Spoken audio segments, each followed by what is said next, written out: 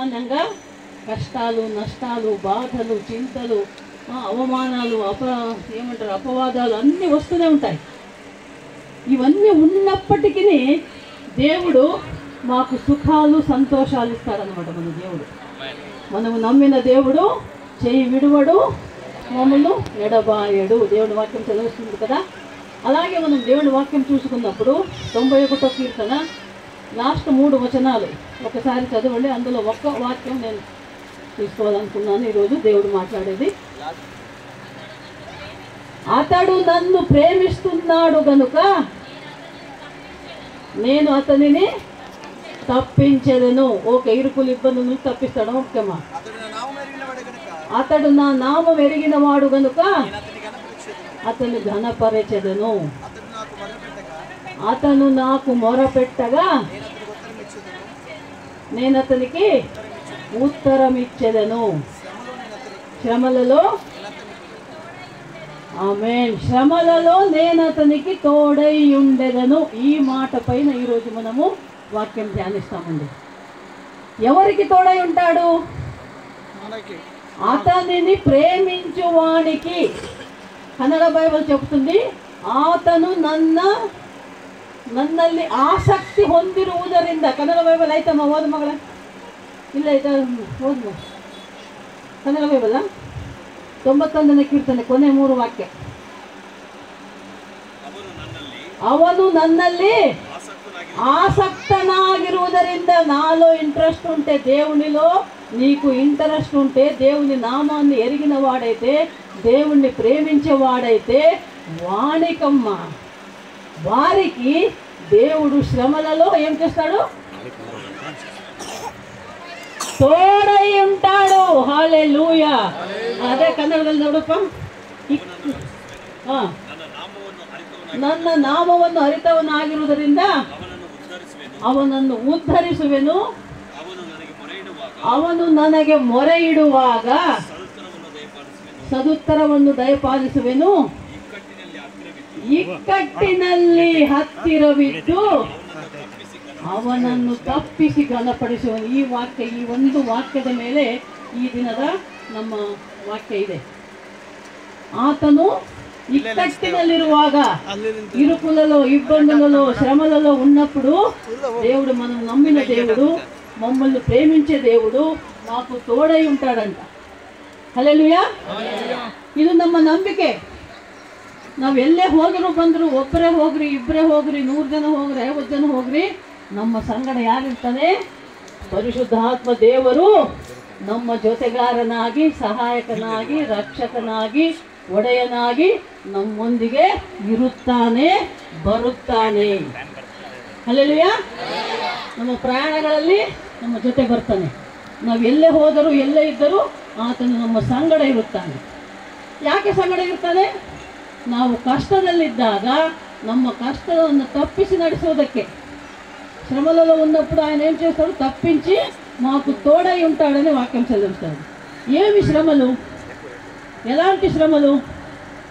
చూడండి, రోమియోలకు రాసిన పత్రిక, రోమాపురదವರಿಗೆ 8ನೇ ಅಧ್ಯಾಯ 35ರಿಂದ 39 వచనಗಳು. రోమియోలు 8వ అధ్యాయము 35 నుంచి 39 వరకు. నిన్ను దేవుని ప్రేమ నుండి ఎడబాపు వాడెవడు? శ్రమ అయినను, బాధ అయినను, హింస అయినను, కరువైనను, వస్త్రహీనత అయినను, ఉపద్రవైనను, ఖడ్గమైనను మనలను ఎడబాపున. ఇందును గూర్చి రాయబడినదేమనగా, నిన్ను బట్టి దినమెల్లా మేము వధింపబడిన వారము, వదకు సిద్ధమైన గొర్రెలమని మేము ఎంచబడిన వారము. అయినను మనలను ప్రేమించిన వారి ద్వారా మనము వీటన్నిటిలో అత్యధిక విజయము పొందుచున్నాము. ఆమేన్. హల్లెలూయా. హల్లెలూయా. చూడండి, ఆ వాక్యములను మనం చూసేటప్పుడు ఎన్ని రకమైన శ్రమలు ఉన్నాయండి, ఎన్ని రకమైన కష్టాలు ఉన్నాయి. మగ ಕಷ್ಟವೋ, ಸಂಕಟವೋ, ಹಿಂಸೆಯೋ, ಅನ್ನವಿಲ್ಲದಿರುವುದೋ, ವಸ್ತ್ರವಿಲ್ಲದಿರುವುದೋ,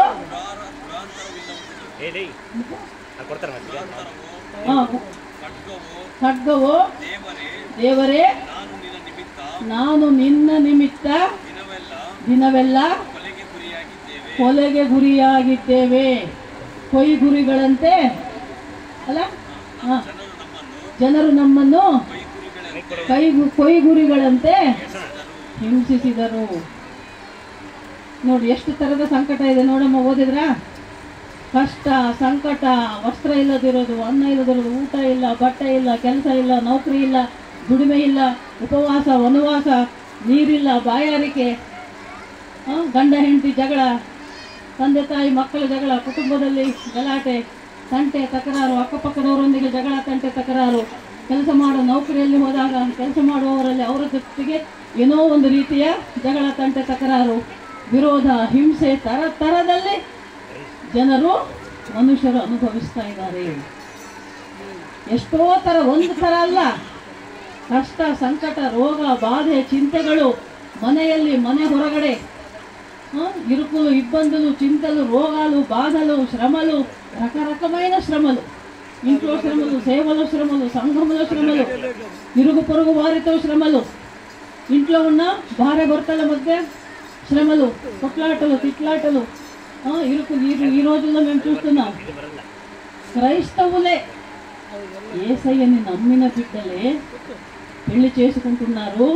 పెళ్లి చేసేటప్పుడేమో పెళ్లి వాగ్దానాలు చేస్తారు.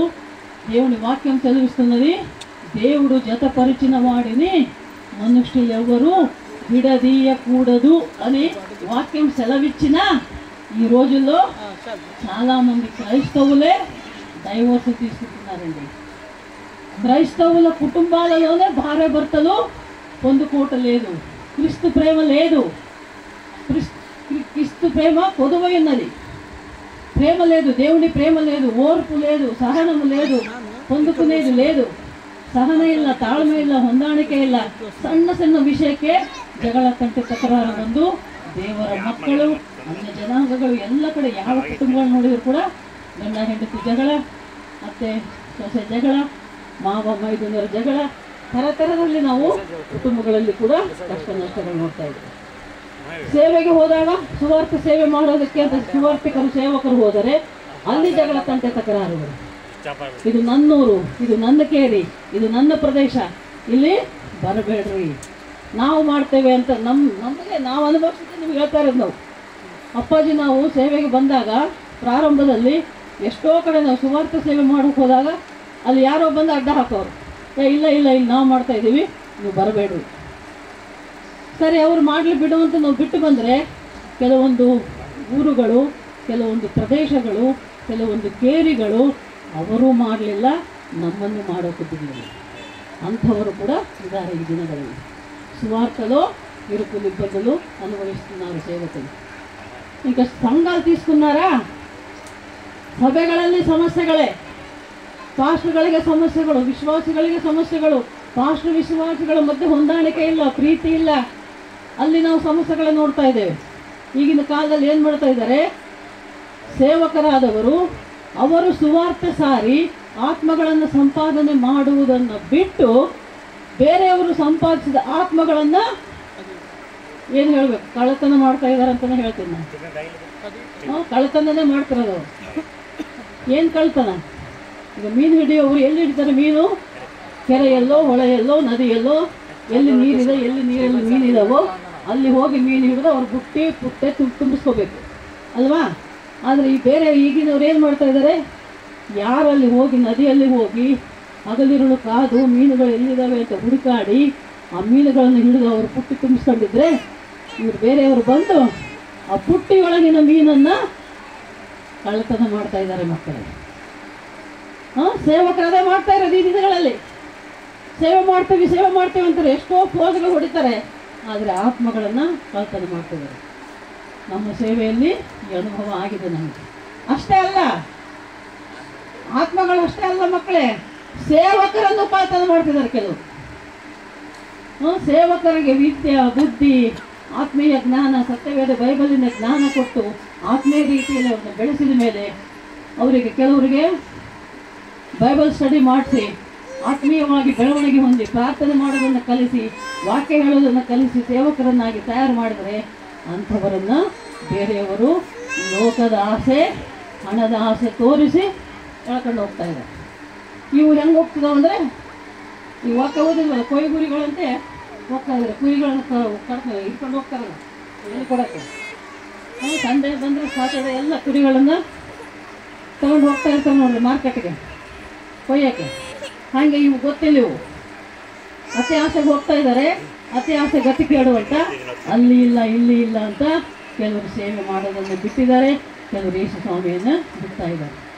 ನೋಡಿ ಎಷ್ಟು ಥರದ ಕಷ್ಟಗಳು, ನಷ್ಟಗಳು, ಬಾಧೆಗಳು ಕ್ರೈಸ್ತರಿಗೆ ಬರ್ತಾ ಇವೆ, ಸೇವಕರಿಗೆ ಬರ್ತಾ ಇವೆ. ಆದರೆ ಯೇಸು ಸ್ವಾಮಿ ಹೇಳೋ ಮಾತು ಏನಂದರೆ, ರೋಮಾಪುರದವರು 6:23 ಹೋದ್ರಪ್ಪ.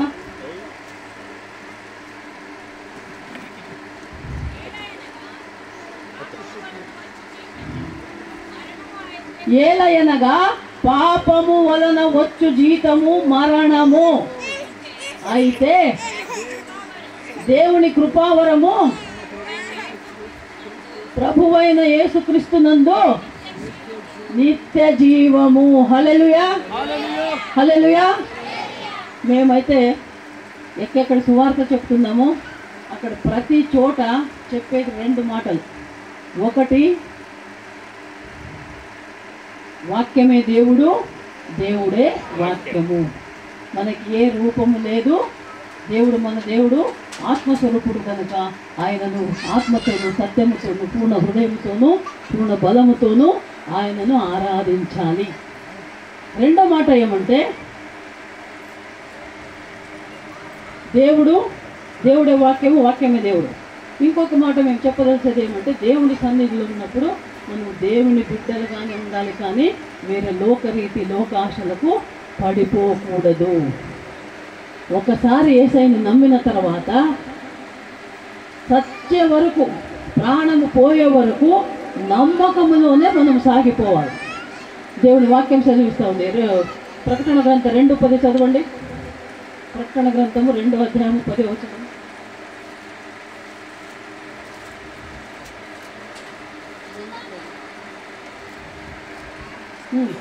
ನಿನಗೆ ಸಂಭವಿಸುವುದಕ್ಕಿರುವ ಬಾಧೆಗಳಿಗೆ ಹೆದರಬೇಡ. ಇಗೋ, ನೀವು ದುಷ್ಪ್ರೇರಣೆಗೆ ಒಳಗಾಗುವಂತೆ ಸೈತಾನನು ನಿಮ್ಮಲ್ಲಿ ಕೆಲವರನ್ನು ಸೆರೆಮನೆಯೊಳಗೆ ಹಾಕುವುದಕ್ಕಿದ್ದಾನೆ ಮತ್ತು 10 ದಿವಸಗಳ ತನಕ ನಿಮಗೆ ಸಂಕಟವಿರುವುದು. ನೀನು ಸಾಯಬೇಕಾದರೂ ನಂಬಿಗಸ್ತನಾಗಿರು, ನಾನು ನಿನಗೆ ಜೀವವೆಂಬ ಜಯಮಾಲೆಯನ್ನು ಕೊಡುವೆನು. ಆಮೆನ್. ಅಲ್ಲಿ ರೋಮಾಪುರದವರು 6:23 ವಾಕ್ಯ ಹೇಳ್ತಾ ಇದೆ, ಪಾಪಕ್ಕೆ ಸಂಬಳ ಮರಣ. ಮರಣ ಅಂದರೆ ನರಕನೇ ಗ್ಯಾರಂಟಿ. ಪಾಪ ಮಾಡೋದು ಅಂದರೆ ಭಾರಿ ಥರ ಪಾಪಗಳಿದ್ದಾವೆ. ಒಂದು ಶರೀರದಿಂದ ಮಾಡೋ ಪಾಪ, ಇನ್ನೊಂದು ಆಲೋಚನೆಗಳಿಂದ, ಮಾತಿನಿಂದ. ನಾವು ಬಾಯಿ ಮಾತಾಡ್ತೀವಲ್ಲ, ಬಾಯಿ ಬಿಟ್ಟರೆ ಕೆಲವರು ಸುಳ್ಳು ಮಾತು, ಕೆಟ್ಟ మాటలే ఆడతారు. ಹೌದಾ? బూతులు అంటారు కదా, బూతులు మాట్లాడేది, చెడ్డ మాటలు మాట్లాడేది. నోరు విప్పితే చెడ్డ మాటలు, నోరు విప్పితే అబద్ధాలు చెప్పేవారే చాలా ఉంటారు. తర్వాత నేత్రాశ అంట. కొందరికి కంటి చూపుల్లోనే పాపాలు చేస్తారంట. ఏది చూసినా అది కావాలనిపించేది. అది వస్తు కానీ, ఆడ కానీ, మగ కానీ ఇష్టపడితే మాకది కావాలి అనే ఒక ఆశ. ఆలోచనలు, చెడు ఆలోచనలు, చెడు మాటలు, ఇవి చేస్తూ ఉంటే ఇవి పాపాలు. ఇవి దేవునికి ఇష్టం లేని పనులు. దేవునికి ఇష్టం లేదు, దేవుని వాక్యానికి విరోధమైన పనులు అవి చేస్తే అవి పాపాలు. దానికి జీతము మరణమే. మరణం అంటే నరకమే. హల్లెలూయా. అదే వాక్యం చదివిస్తూ ఉంది. యేసుక్రీస్తు నుండి మనకు దొరికేదేమంట, కృపావరము అని తెలుగులో ఉంది. కన్నడ బైబిల్ చూసినప్పుడు ఉచితార్థ వర, ఫ్రీ గిఫ్ట్ అంట దేవుడిచ్చేది. ఏమది? నిత్య జీవము. హల్లెలూయా. మేము సేవలో చెప్పేది రెండో మాట, నిత్య జీవము పొందుకుంటారు. యేసయ్యని నమ్మితే ఏం జరుగుతుంది? బాప్తిజం పొందుకుంటే ఏం జరుగుతుంది? ఎందుకు బైబిల్ చదవాలా? ఎందుకు చర్చికి పోవాలా? ఎందుకు దేవుని వాక్యం వినాలా? ఎందుకు ప్రార్థించుకోవాలా అంటే మీకు నిత్య జీవము దొరుకుతుంది. ఆ నిత్య జీవం ఎప్పుడు దొరుకుతుందంట? ప్రకటన గ్రంథం 2:10 చదివాం కదా, అక్కడ వాక్యమే చదివిస్తూ ఉంది. మీకు శ్రమలు వస్తాయి, కష్టాలు వస్తాయి, నష్టాలు వస్తాయి, సంకటాలు వస్తాయి. అన్నీ వచ్చినా ఎవరైతే చనిపోయే వరకు, తెలుగు చదవండి ఏముంది వాక్యము, ప్రశ్న 2.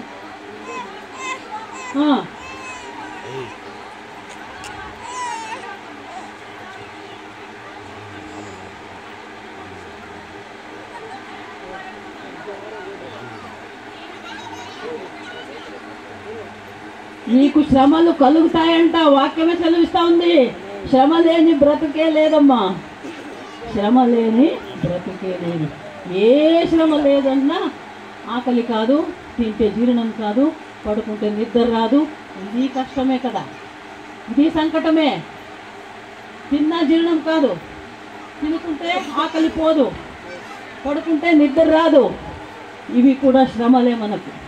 ఏం లేదు, నేను బాగున్నానంటే కూడా చూసేకి ఎంత బాగున్నా లోపల మనసులోనైనా నీ శరీరంలోనైనా ఏదో ఒక లోపు ఉండే ఉంటుంది. కొన్ని చెప్పుకుంటారు కొందరు చెప్పుకోరు. చెప్పుకునే సమస్యలు కొన్ని, చెప్పుకోలేని సమస్యలు కొన్ని. సమస్యలు లేని మనిషి లేడు, కుటుంబము లేదు, సంసారము లేదు, జీవితము లేదు, సభలు సేవలు కూడా లేవు. అందుకే దేవుని వాక్యం సెలవిస్తుంది, మీకు శ్రమలు ఉంటాయి, కానీ నీవు ಚನಿಪೋಯೇ ವರೆಗೂ ನೀನು ಸಾಯುವವರೆಗೂ ನಂಬಿಗಸ್ತನಾಗಿದ್ದರೆ ಆಗ ನಿನಗೆ ಪರಲೋಕದಲ್ಲಿ ಸಿಂಹಾಸನಾಸೀನನಾಗಿರುವ ದೇವರು, ತಂದೆಯಾದ ದೇವರು ನಿನಗೆ ಜೀವ ಕಿರೀಟವನ್ನು ಕೊಡುತ್ತಾನೆ. ಹಲ್ಲೆಲೂಯಾ. ಜೀವ ಕಿರೀಟ ಹೊಂದೋದು ಅಂದ್ರೇನೆ ನಿತ್ಯ ಜೀವ ಹೊಂದಿಕೊಳ್ಳೋದು ಮಕ್ಕಳು. ಯೇಸು ಸ್ವಾಮಿನ ನಂಬಿದವರಿಗೆ ಸಿಗುವುದು ನಿತ್ಯ ಜೀವ. ಯಾವುದೇ ರೀತಿಯ ಆಸೆ ಆಕಾಂಕ್ಷೆಗಳಿಲ್ಲ. ಅದಕ್ಕೆ ಇದಕ್ಕೆ ಅಂತ ಆಸೆ ಪಟ್ಟುಕೊಂಡು ಯಾರೂ ಬರೋದಿಲ್ಲ. ಯಾಕೆ ಬರ್ತಾರೆ ಅಂದರೆ, ನಾವು ಪಾಪ ಮಾಡಿದರೆ ಅದು ನರಕ. ತಪ್ಪು ಮಾಡಬಾರ್ದು, ಪಾಪ ಮಾಡಬಾರ್ದು, ಕಳ್ಳತನ, ಸುಳ್ಳುತನ, ಸೂಳೆತನ ಏನೇನೆಲ್ಲ ಮಾಡ್ತಾರೆ. ಜಗಳಾಡೋದು, ಹೊಡೆದಾಡೋದು, ಬೈದಾಡೋದು ಇವೆಲ್ಲವೂ ಮಾಡಬಾರ್ದು ಅಂತ ದೇವರು ಈ ಬೈಬಲಲ್ಲಿ ಸತ್ಯವೇದದಲ್ಲಿ ಹೇಳಿದ್ದಾನೆ. ಆ ಮಾತಿನಂತೆ ನಾವು ನಡ್ಕೊಳ್ಬೇಕು. ಈ ಮಾತಿಗೆ ಯಾರು ವಿರೋಧವಾಗಿ ನಡ್ಕೊಳ್ತಾರೋ ಅವರು ತಪ್ಪು ಮಾಡಿದಂತೆ, ಪಾಪ ಮಾಡಿದಂತೆ ಅದಕ್ಕೆ ಶಿಕ್ಷೆ ಇರ್ತದೆ. ಲೋಕದ ರೀತಿಯಲ್ಲಿ ನಾವು ನೋಡುವಾಗ ಕಳ್ಳತನ, ಸುಳ್ಳುತನ ಅಥವಾ ನರಹತ್ಯೆ, ಕೊಲೆ ಮಾಡಿದಾಗ ಏನಾಗುತ್ತೆ, ಅವ್ರಿಗೆ ಪೊಲೀಸರು ಬಂದು ಹಿಡ್ಕೊಂಡು ಹೋಗ್ತಾರೆ, ಕೋರ್ಟಲ್ಲಿ ನ್ಯಾಯ ಪಂಚಾಯತಿ ಆಗ್ತದೆ, ಆಮೇಲೆ ಜೈಲು ಶಿಕ್ಷೆ ಬರ್ತದೆ ಅಲ್ವಾ. ಅದೇ ರೀತಿಯಲ್ಲಿ ದೇವರ ಮಕ್ಕಳು, ಯೇಸು ಸ್ವಾಮಿಯನ್ನು ನಂಬಿದವರು ಅಥವಾ ನಂಬದೇ ಇರುವವರು ಏನಾದರೂ ದೇವರ ಮಾತಿಗೆ ವಿರುದ್ಧವಾಗಿ ಹೇಳಿದ್ನಲ್ಲ, ಕಳ್ಳತನ, ಸುಳ್ಳುತನ, ಸೂಳೆತನ. ಯಾಕೆಂದರೆ ದೇವರ ವಾಕ್ಯ ಹೇಳ್ತದೆ, ಒಂದು ಗಂಡಿಗೆ ಒಂದು ಹೆಣ್ಣು, ಒಬ್ಬಳೇ ಹೆಂಡತಿ, ಒಬ್ಬ ಹೆಂಡತಿಗೆ ಒಬ್ಬನೇ ಗಂಡ. ಆ ಗಂಡ ಹೆಂಡತಿ ಪ್ರೀತಿಯಿಂದ, ನಂಬಿಕೆಯಿಂದ, ವಿಶ್ವಾಸದಿಂದ, ಅನ್ಯೋನ್ಯತೆಯಿಂದ, ಹೊಂದಾಣಿಕೆಯಿಂದ ಸಂಸಾರ ಜೀವನ ನಡೆಸಬೇಕು. ಅಕಸ್ಮಾತ್ತಲ್ಲಿ ಹೆಂಡತಿ ಇದ್ದು ಕೂಡ ಗಂಡನಾದವನು ಬೇರೆ ಹೆಣ್ಣನ್ನು ನೋಡಿಕೊಂಡ್ರೆ, ಗಂಡ ಇದ್ದು ಕೂಡ ಹೆಂಡತಿ ಆದವಳು ಬೇರೆ ಗಂಡಸನ್ನು ನೋಡಿಕೊಂಡು ಜೊತೆ ಮಾಡಿಕೊಂಡು ಅನೈತಿಕವಾಗಿ, ಅಕ್ರಮವಾಗಿ ಸಂಬಂಧ ಇಟ್ಟುಕೊಂಡರೆ ಅದು ಪಾಪ. ಅದಕ್ಕೆ ಬರೋದು ಸಂಬಳ ಮರಣ. ಮರಣ ಅಂದರೆ ನರಕನೇ. ಆ ನರಕ ಎಲ್ಲಿದೆ? ಭೂಮಿ ಕೆಳಗೆ ಪಾತಾಳ ಲೋಕದಲ್ಲಿದೆ. ಆ ನರಕ ದೊಡ್ಡ ಬೆಂಕಿಯ ಒಂದು ಕೆರೆ ಇದ್ದಂಗೆ. ಆ ಬೆಂಕಿಯ ಕೆರೆಯಲ್ಲಿ ಕೆಲವು ಹುಳ ಇರ್ತಾವಂತೆ. ಆ ಹುಳ ಸಾಯೋದೇ ಇಲ್ಲ, ಆ ಕೆರೆಯಲ್ಲಿ ಬೆಂಕಿ ಆರೋದೇ ಇಲ್ಲ. ಅಲ್ಲಿ ಪಾಪ ಮಾಡಿದವ್ರನ್ನ ಅಲ್ಲಿ ಹಾಕ್ತಾರಂತೆ. ಅದೇ ನಾವು ಏನು ದೇವರು ಮಾಡಬೇಡ ಅಂತ ಹೇಳಿದಾನಲ್ಲ, ಮಾಡದೇ ಇದ್ದರೆ, ಒಳ್ಳೆಯವರಾಗಿದ್ದರೆ, ಒಳ್ಳೆ ಮನಸ್ಸು, ಒಳ್ಳೆ ನಡೆನುಡಿ, ಒಳ್ಳೆ ಆಚಾರ ವಿಚಾರಗಳು ನಿಮ್ಮದಾಗಿದ್ದರೆ ಆಗ ದೇವರು ನಿಮಗೇನು ಕೊಡ್ತಾನೆ? ನಿತ್ಯ ಜೀವ ಕೊಡ್ತಾನೆ. ಅಂದರೆ ನಾವು ಸತ್ತರೂ ಕೂಡ ನಮ್ಮ ದೇಹ ಮಣ್ಣಿಗೆ ಹೋಗಿ ಮಣ್ಣು ಮಾಡ್ತಾರೆ, ಆದರೆ ದೇಹದ ಒಳಗಿರುವಂಥ ಆತ್ಮ ಇದು ಪರಲೋಕಕ್ಕೆ, ಅಲ್ಲಿ ಸ್ವರ್ಗದಲ್ಲಿರೋ ಪರಲೋಕ, ಸ್ವರ್ಗ ಎಲ್ಲ ಒಂದೇ. ಮುಕ್ತಿ ಮೋಕ್ಷ ಹೊಂದಿಕೊಳ್ಳೋದಂದ್ರೂ ಒಂದೇ ಅರ್ಥ. ಅಲ್ಲಿ ದೇವರ ಹತ್ತಿರ ನಾವು ಹೋಗ್ತೇವಂತೆ ಸ್ವರ್ಗಕ್ಕೆ. ಅಂದರೆ ಅರ್ಥ ನಿತ್ಯ ಜೀವ ಅಂದರೆ ಯಾವಾಗಲೂ ಜೀವಂತವಾಗಿರೋದು, ಸಾವಿಲ್ಲ. ಯೇಸು ಸ್ವಾಮಿಯನ್ನು ನಂಬಿದವರು, ದೀಕ್ಷಾ ಸ್ನಾನ ಹೊಂದಿದವರು ಯಾವತ್ತೂ ಸಾಯೋದಿಲ್ಲ. ಸತ್ರು ಬದುಕ್ತಾರೆ ಅಂತ ವಾಕ್ಯ ಹೇಳ್ತದೆ. ಯೋಹಾನ 11:25 ಒಂದ್ಸಲ ಹೋದ್ರಪ್ಪ. ಯೋಹಾನ 11:25. ಯೋಹಾನ ಸುವಾರ್ತೆ అందుకు యేసు పునరుత్థానమును జీవమును నేనే. ಯೇಸು ಸ್ವಾಮಿ ಹೇಳ್ತಾ ಇದ್ದಾರೆ, ಪುನರುತ್ಥಾನವು ಜೀವವು ನಾನೇ ಆಗಿದ್ದೇನೆ. నా యందు విశ్వాసం ఉంచువాడు, ನನ್ನಲ್ಲಿ ಯಾರು ನಂಬಿಕೆ ಇಡ್ತಾರೋ ಅವರು చనిపోయినను బ్రతుకును, ಸಾಯೋದಿಲ್ಲ, ಸತ್ರು ಕೂಡ ಬದುಕ್ತಾರೆ ಅಂತ. బ్రతికి నా యందు విశ్వాసం ఉంచు ప్రతి వాడును ఎన్నటికీ చనిపోడు. Amen, hallelujah. ಸತ್ರು ಬದುಕ್ತಾನೆ ಅಂತ ಹೇಳ್ತಾ ಇದೆ ವಾಕ್ಯ. ಆದ್ರೆ ಸತ್ರೆ ಹೇಗೆ ಬದುಕ್ತಾರೆ ಅಂದ್ರೆ ಇಲ್ಲಿ ವಾಕ್ಯ ನಾವು ಬದುಕಿದಾಗ ಇಲ್ಲಿ ಇದೀವಲ್ಲ, ಈಗ ಇಷ್ಟು ಜನ ನಾವು ಈಗ ನಮ್ಮ ಚರ್ಚಲ್ಲಿ ಒಳಗಡೆ ಹೊರಗಡೆ ಇಷ್ಟು ಜನ ಕೂತಿರುವಾಗ ನಮ್ಮ ಕಣ್ಣಿಗೆ ಕಾಣದ ದೇವರು, ಆತ್ಮಸ್ವರೂಪನಾದ ದೇವರು, ಪರಿಶುದ್ಧಾತ್ಮ ದೇವರು, ಪವಿತ್ರಾತ್ಮ ದೇವರು ನಮ್ಮ ಜೊತೆ ನಮ್ಮ ಮಧ್ಯದಲ್ಲಿ ಈಗ ಇದ್ದಾನೆ. ಹಲ್ಲೆಲೂಯಾ. ಜೋರಾಗಿ ಚಪ್ಪಾಳೆ ಹೊಡೆಯಪ್ಪ ದೇವರಿಗೆ. ದೇವರು ನಮ್ಮ ಜೊತೆ ನಮ್ಮ ಸಂಗಡ ಇದ್ದಾನೆ. ನಾವು ಸತ್ತರೆ ನಮ್ಮ ದೇಹ ಮಣ್ಣಿಗೆ ಹೋದರೆ ನಮ್ಮ ಆತ್ಮ ಎಲ್ಲಿ ಹೋಗ್ತದೆ? ಪರಲೋಕ ರಾಜ್ಯಕ್ಕೆ, ದೇವರ ಹತ್ತಿರ ಹೋಗ್ತದೆ. ಅಲ್ಲಿ ನಾವು ಪರಲೋಕದಲ್ಲಿ ಜೀವಂತವಾಗಿ ಇರ್ತೇವೆ, ಸಾಯಲ್ಲ. ಬದುಕಿರುವಾಗ ದೇವರು ನಮ್ಮ ಜೊತೆ ಇರ್ತಾನೆ.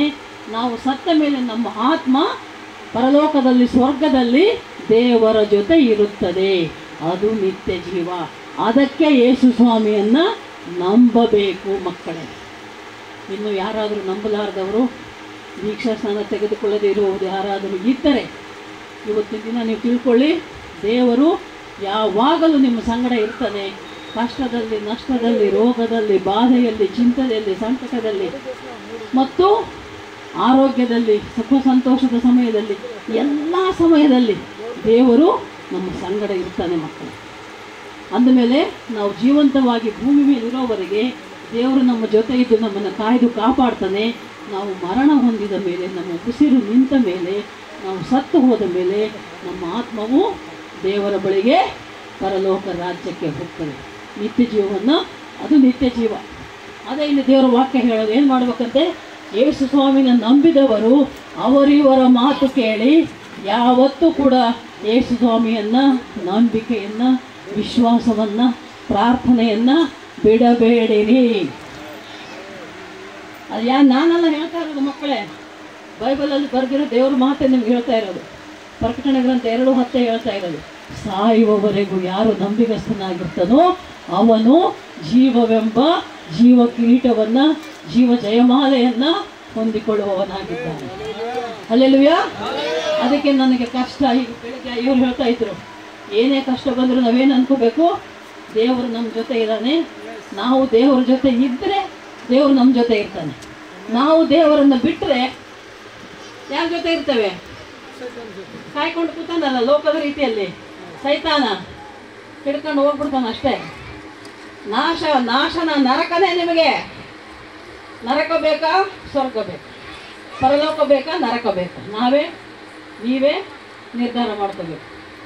ನನಗಾಗಲಿ, ನಮ್ಮ ನಾಮದೇವಯ್ಯನವ್ರಿಗಾಗಲಿ, ನಮ್ಮ ಮಕ್ಕಳು ಮೊಮ್ಮಕ್ಕಳಿಗಾಗಲಿ ಸ್ವರ್ಗ ಪರಲೋಕ ಗ್ಯಾರಂಟಿ. ಯಾಕೆಂದರೆ ನಾವು, ನಮ್ಮ ಕುಟುಂಬ ದೇವರ ಮಾತಿನಂತೆ ಬದುಕ್ತಾ ಇದ್ದೇವೆ, ಜೀವಿಸ್ತಾ ಇದ್ದೇವೆ. ಯೇಸು ಸ್ವಾಮಿ ಏನು ಹೇಳಿದಾನೋ ಅದನ್ನೇ ನಾವು ಮಾಡ್ತಾ ಇದ್ದೇವೆ. ಯೇಸು ಸ್ವಾಮಿ ಹೇಳಿದ ಒಂದು ಮಾತು ಹೇಳಿ ಮುಗಿಸ್ತೇನೆ ನಾನು. ನೀವು ಲೋಕದ ಕಟ್ಟ ಕಡೆವರೆಗೆ ಹೋಗ್ರಿ, ಸುವಾರ್ತೆಯನ್ನು ಸಾರಿರಿ, ನಂಬಿ ದೀಕ್ಷಾಸ್ಥಾನ ಹೊಂದಿದವರು ರಕ್ಷಣೆ ಹೊಂದುತ್ತಾರೆ. ಯಾರು ನಂಬೋದಿಲ್ಲವೋ ಯೇಸು ಸ್ವಾಮಿಯನ್ನು ಅವರು ಶಾಪಕ್ಕೆ ಗುರಿಯಾಗ್ತಾರೆ, ಪಾಪಕ್ಕೆ ಗುರಿಯಾಗ್ತಾರೆ, ನರಕಕ್ಕೆ ಹೋಗ್ತಾರೆ. ಇದನ್ನು ಹೇಳಬೇಕು. ಇದನ್ನು ಹೇಳೋಕ್ಕೆ ದೇವರು ನಮ್ಮನ್ನು ಬಳ್ಳಾರಿಯಿಂದ ಹನುಮಾಪುರ ಗ್ರಾಮಕ್ಕೆ ಕರೆದುಕೊಂಡು ಬಂದಿದ್ದಾನೆ ಮಕ್ಕಳೇ. ಇದನ್ನೇ ವಿಷಯ ಇಲ್ಲಿ ಬೈಬಲಲ್ಲಿ, ಸತ್ಯವೇದದಲ್ಲಿ ಏನು ಬರೆದಿದೆಯೋ ಈ ಮಾತುಗಳನ್ನೇ ನಿಮಗೆ ಹೇಳಿದಾಗ ಇಲ್ಲಿ ಬಂದು ಕೂತಿರೋ ಮಕ್ಕಳೆಲ್ಲರನ್ನು ಕೇಳ್ಕೊಂಡಿದ್ದೀರಾ, ತಿಳ್ಕೊಂಡಿದ್ದೀರಾ, ಅರ್ಥ ಮಾಡ್ಕೊಂಡಿದ್ದೀರಾ. ನರಕ ಎಂದರೇನು, ಪರಲೋಕ ಎಂದರೇನು, ನಿತ್ಯ ಜೀವ ಎಂದರೇನು ಅಂತ ತಿಳ್ಕೊಂಡಿದ್ದಕ್ಕೆ ಇಷ್ಟು ಜನ ನೀವು ನಂಬಿಕೊಂಡು ಬಂದು ಇಲ್ಲಿ ದೇವರ ಸನ್ನಿಧಿಯಲ್ಲಿ ಇದ್ದೀರಾ ಮಕ್ಕಳು. ಇನ್ನು ಯಾರಾದರೂ ನಂಬಿಲ್ಲ ಅಂದರೆ ನಂಬಿಕೊಳ್ಳಿ ದಯವಿಟ್ಟು. ದೇವರು ನಿಮಗೆ ರಕ್ಷಣೆ ಕೊಡ್ತಾನೆ, ನಿಮಗೆ ಪರಲೋಕ ಕೊಡ್ತಾನೆ. ಸ್ವರ್ಗಕ್ಕೆ ಹೋಗ್ತೀರಾ, ನರಕಕ್ಕೆ ಹೋಗಲ್ಲ. ನರಕಕ್ಕೆ ಹೋಗ್ಬೇಕಾ, ಸ್ವರ್ಗಕ್ಕೆ ಹೋಗ್ಬೇಕನ್ನೋದು ನಿಮಗೆ ನೀವೇ ಡಿಸೈಡ್ ಮಾಡಬೇಕು, ನಿರ್ಧಾರ ಮಾಡಬೇಕು. ನಮಗೆ ನಾವೇ ನಿರ್ಧಾರ ಮಾಡ್ಕೋಬೇಕು. ನಿಮ್ಮ ಕೈಯೆಲ್ಲ ಇದೆ. ಸ್ವರ್ಗನ ನರಕನ ನಿಮ್ಮ ಕೈಯಲ್ಲಿ ನೀವೇ ಆರಿಸ್ಕೋಬೇಕು. ನಿಮಗೆ ಬಿಟ್ಬಿಟ್ಟ ದೇವರು ಹೇಳಿದ ಮಾತು ಅಷ್ಟೇ, ಸ್ವಾಮಿ, ಪಾಪಕ್ಕೆ ಸಂಬಳ ಮರಣ, ಆದರೆ ಕ್ರಿಸ್ತ ಯೇಸುವಿನಲ್ಲಿ ಸಿಗುವಂಥದ್ದು ಉಚಿತಾರ್ಥ ವರ ನಿತ್ಯ ಜೀವ. ಈ ಒಂದು ಮಾತು ನೀವು ಅರ್ಥ ಮಾಡ್ಕೊಂಡ್ಬಿಟ್ರೆ, ಪ್ರಕಟಣ ಗ್ರಂಥ 2:10 ವಾಕ್ಯ ತಿಳ್ಕೊಂಡ್ಬಿಟ್ರೆ ಗ್ಯಾರಂಟಿ ಎಲ್ಲರಿಗೂ ನಿತ್ಯ ಜೀವ, ಜೀವ ಕಿರೀಟ, ಜೀವ ಜಯಮಾಲೆ ಸಿಗ್ತದೆ. ಮಕ್ಕಳು, ಕಷ್ಟಗಳು, ರೋಗಗಳು, ಬಾಧೆಗಳು, ಚಿಂತೆಗಳು ಬರ್ತವೆ, ಆದರೆ ಅದನ್ನು ಸಹಿಸ್ಕೊಂಡಿರಬೇಕು. ಕಷ್ಟ ಬಂತಲ್ಲ ಅಂತ ಯೇಸುಸ್ವಾಮಿನ ಬಿಡಬಾರ್ದು, ರೋಗ ಬಂತಲ್ಲ ಅಂತ ಚರ್ಚಿಗೆ ಬರೋದು ಬಿಡಬಾರ್ದು. ನಿಮಗೆ ರೋಗ ಬಂದಿದ್ದರೆ ರೋಗಿಯಾಗಿಯೇ ನೀನು ದೇವರ ಸನ್ನಿಧಿಗೆ ಬಾ, ರೋಗ ಕಳ್ಕೊಂಡು ಆರೋಗ್ಯವಾಗಿ ಮನೆಗೆ ಹೋಗ್ತೀಯ. ಹಲ್ಲೆಲೂಯಾ. ಈಗ ನಾವಿಲ್ಲಿದ್ದೀವಿ, ನಿಮಗೆ ಗೊತ್ತಿರಬೇಕು, ನಾಮದೇವನವ್ರಿಗೆ ಈಗಾಗಲೇ 75 ವರ್ಷ, ನನಗೆ 66 ತುಂಬಿ ಈಗ 67ಕ್ಕೆ ಬೀಳ್ತಾ ಇದೆ. ಆದರೂ ನಮಗೂ ದೇಹದಲ್ಲಿ ಬಲಹೀನತೆ ಇದೆ. 2 ಮೊಣಕಾಲು ಆಪರೇಷನ್ ಆಗಿದ್ದಾವೆ. ಅಪ್ಪಾಜಿಯವರಿಗೆ 3 ಸಲ ಹಾರ್ಟ್ ಅಟ್ಯಾಕ್ ಆಗಿದೆ. ಆದರೆ ಯೇಸುಸ್ವಾಮಿ ನಮ್ಮನ್ನು ಜೀವದಿಂದ ಉಳಿಸಿದ್ದಾನೆ, ಸಜೀವರ ಲೆಕ್ಕದಲ್ಲಿದ್ದಾನೆ, ಕಾಯ್ದು ಕಾಪಾಡಿದ್ದಾನೆ. ಆತನ ಸೇವೆಯಲ್ಲಿ ನಮ್ಮನ್ನು ಉಪಯೋಗಿಸ್ತಾ ಇದ್ದಾನೆ. ಮಕ್ಕಳೇ, 536 ಹಳ್ಳಿಗಳಿಗೆ ಭಾರತ ದೇಶದಲ್ಲಿ, ನೇಪಾಳ ದೇಶದಲ್ಲಿ ಹಳ್ಳಿಗಳ ಈ ಥರ ಹನುಮಾಪುರ ಇದಕ್ಕಿಂತ ಚಿಕ್ಕ ಹಳ್ಳಿಗಳು, ಕೆಟ್ಟ ಹಳ್ಳಿಗಳು, ಅಂದರೆ ಅಲ್ಲಿ ಏನು ವಿದ್ಯೆ ಇಲ್ಲ, ಬುದ್ಧಿ ಇಲ್ಲ, ಜ್ಞಾನ ಇಲ್ಲ. ಆಮೇಲೆ ಆದಿವಾಸಿಗಳಂದ್ರೆ ಗುಡ್ಡಗಾಡಲ್ಲಿ ವಾಸಿಸೋ ಜನರು, ಅಂಥ ಜನರ ಮಧ್ಯೆ ತಗೊಳ್ಳೋ, ಅವ್ರಿಗಂತೂ ಸ್ನಾನ ಮಾಡೋದು ಗೊತ್ತಿಲ್ಲ, ತಲೆ ಬಾಚ್ಕೊಳ್ಳೋದು ಗೊತ್ತಿಲ್ಲ, ಇದಕ್ಕೆ ಹೋದರೆ ತೊಳ್ಕೊಳ್ಳೋದು ಗೊತ್ತಿಲ್ಲ, ಹೋಗೋರು ಬರೋರು, ಅಂಥ ಜನರ ಮಧ್ಯೆ ದೇವರು ನಮ್ಮನ್ನು ಒರಿಸ್ತಾರಾಗ್ತದೆ ಕರ್ಕೊಂಡೋರು. ಅವ್ರಿಗೆ ಪೂರ್ತಿ ಮೈ ಬಟ್ಟೆ ತೊಟ್ಕೊಳ್ಳೋದೇ ಗೊತ್ತಿಲ್ಲ, ಹೆಣ್ಣು ಗಂಡು ಏನು ಭೇದ ಇಲ್ಲ, ಕೆಳಗೊಂದೇ ಬಟ್ಟೆ ಸುತ್ಕೊಳ್ಳೋದು, ಮೇಲೆಲ್ಲ ಹಾಗೇ ಇರೋರು. ಬಾತ್ರೂಮ್ ಇಲ್ಲ, ಲೆಟ್ರಿನ್ ಇಲ್ಲ, ಮನೆಗಳು ಸರಿ ಇಲ್ಲ, ಹರಕುಮರಕು ಗುಡಿಸಲುಗಳು. ಅಂಥ ಜನರ ಮಧ್ಯೆ ದೇವರು ನಮ್ಮನ್ನು ಕರ್ಕೊಂಡೋದ. ಮನುಷ್ಯರು ನಾವು ಹೇಗಿರಬೇಕು, ಯೇಸುಸ್ವಾಮಿ ಏನು ಹೇಳಿದ್ದಾನೆ, ಯಾವುದು ತಪ್ಪು ಯಾವುದು ಸರಿ, ಏನು ಮಾಡಬೇಕು ಏನು ಮಾಡಬಾರ್ದು ಅಂತ ನಾವು ಹೇಳಿದಾಗ ತಿಳ್ಕೊಂಡು ಈಗ ಅವರು ನಿಮ್ಮ ಹಾಗೆ ಸ್ವಚ್ಛವಾಗಿದ್ದಾರೆ, ಮೈ ತುಂಬ ಬಟ್ಟೆ ಹಾಕ್ಕೋತಾರೆ, ಮನೆಗಳು ಕಟ್ಕೊಂಡಿದ್ದಾರೆ, ಬಾತ್ರೂಮ್ಗಳು ಕಟ್ಕೊಂಡಿದ್ದಾರೆ, ತುಂಬ ಸಂತೋಷವಾಗಿದೆ. ಹೀಗೆ ದೇವರು ನಂಬಿದರೆ ನಮಗೇನು ಬೇಕೋ ಅದನ್ನು ಆತನು ಕೊಡುವವನಾಗಿದ್ದಾನೆ. ಮತ್ತು ನಮಗೆ ಇಕ್ಕಟ್ಟಿನಲ್ಲಿ ಆತನು ಸಹಾಯಕನು. ಶ್ರಮದಲ್ಲೂ ఆయన మాకు తోడయుండి నడిపిస్తాడు నా దేవుడు. శ్రమలోనైనా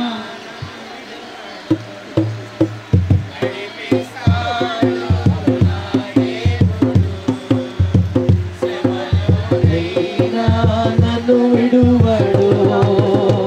అడుగులు తడబడినా లసటపై పడినా, అడుగులు తడబడినా లసటపై పడినా, చేయి పట్టి వెన్ను తట్టి చక్కని ఆలోచనలిచ్చి, చేయి పట్టి వెన్ను తట్టి చక్కని ఆలోచనలిచ్చి నడిపిస్తాడు నా దేవుడు. ಶ್ರಮಲೋನೈನಾ ನಾನು ವಿಡುವನು. ಎಷ್ಟು ಒಳ್ಳೆ ಹಾಡು ನೋಡಿ, ಎಷ್ಟು ಅರ್ಥ ಇದೆ ಅಲ್ವಾ?